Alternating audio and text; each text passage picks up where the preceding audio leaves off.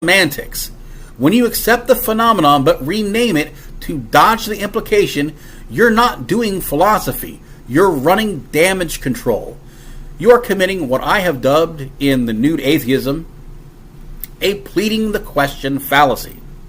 The pleading the question fallacy is a hybrid of question begging and special pleading, which occurs when someone presumes the truth of a claim because rejecting it might produce an undesirable outcome.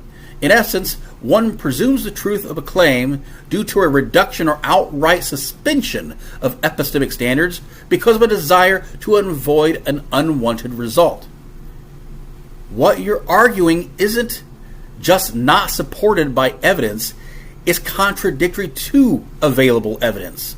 So rather than amend your position accordingly, you suspend your epistemic standards for justification. Amend the definition of the term belief so that you can then say, oh, I don't believe this because your credence doesn't approach the endpoints on the 0 to 1 scale. Your desire to avoid undesirable psychological and reputational outcomes is critical.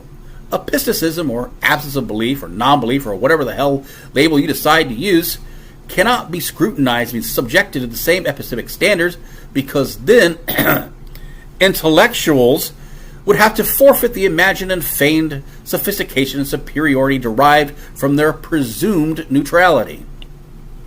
It's not the label that matters. You can call that gradient's Bjorkensplork, as I offered in Atheism is Untenable. Then you get to say, oh, I don't believe it. I Bjorkensplorkate it. So what? If your Bjorkensplork functions in exactly the same way as belief, that's inconsequential now, isn't it?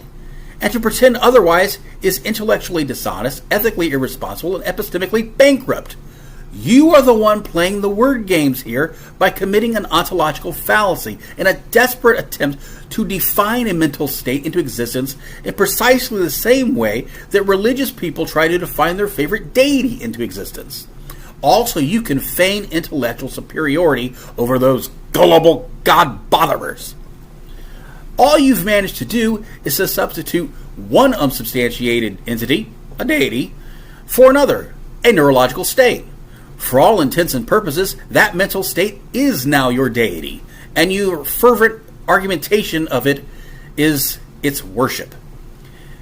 It seems that while the office of the God concept is easily transferred, it is not so readily deposed.